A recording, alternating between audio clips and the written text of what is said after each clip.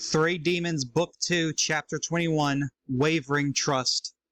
Kazuto and Zyla now find themselves in a small chamber, just having narrowly escaped the rushing waters of the chasm, the dim light casting an eerie glow over their surroundings as they catch their breath. Their eyes met, both of them still reeling from the adrenaline of their daring escape. "I need a moment to rest." Kazuto finally spoke, his voice a mixture of exhaustion and determination. Zyla nodded in agreement, her warhammer resting against the stone wall as she sank down onto the cool floor. As they settled into a makeshift camp, the tension between them remained palpable. They were allies only out of pure necessity, brought together by circumstances that neither of them could control. But trust was a luxury that neither could afford, especially not in a place where danger lurked around every corner. Kazuto began fiddling with some kindling lying around, using his fire arcana to light the kindling, creating a makeshift fire. The soft glow provided a semblance of warmth and comfort in an otherwise dark and foreboding chamber. Zyla made sure to keep her eye on Kazuto, her guard firmly placed as she still doesn't trust him. "Is there a problem?" Kazuto remarked, his tone that of an observation more so than an accusation. Zyla's gaze remained fixed on the flame, her expression guarded. "Considering the fact you killed a wielder of a fragment of Excalibur, I believe it's clear that there is a problem." Kazuto chuckled, a smirk beginning to tug on the corner of his lips. "It seems you're scared that I'll go after you next. I mean, it's not like I don't have any reasons to. But let's be honest, if it came down to it and our paths diverged and the safety of our friends were at stake, you wouldn't even hesitate to cut me down either." Zyla's eyes met his. She countered, her voice unwavering from her serious tone. "And I'll make sure it becomes obvious to the rest of y'all as well." The tension hung in the air, a silent yet cautious understanding passed between them. They were united by a common goal, to find their comrades and complete the mission to end the Excalibur chase, even if their wavering trust creates a mindset of uncertainty for the two of them.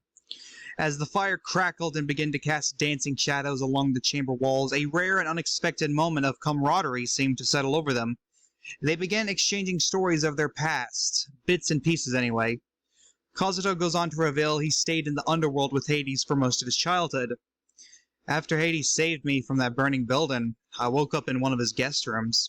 For some reason, he allowed me to stay. Didn't put me to work as one of his servants either. Instead, he then chose to make me stronger. And let me tell you, when Hades trains you, he becomes a fucking slave driver." Kazuto speaks about the story with both fondness and unease. Zyla honestly looks as if she feels bad that Kazuto had to deal with Hades as a trainer for so long. Zyla then took her turn, telling the story of how she began working for the church. "It was about 7 years ago, I'd say. I was a small, fragile 10-year-old girl. My parents were just recently killed by a disease that was infecting my town. However, no one in my town ever lost their faith. It was as if their faith only grew. One day, clergy from the big city came by and promised they would help cure us.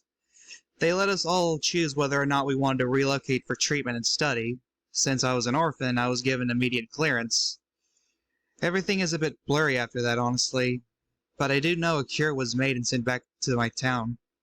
Granted, I haven't been there in over a decade." Zyla revealed a vague explanation of her backstory, seemingly leaving things out due to distrust of Kazuto, and potentially her not being able to correctly remember certain events herself.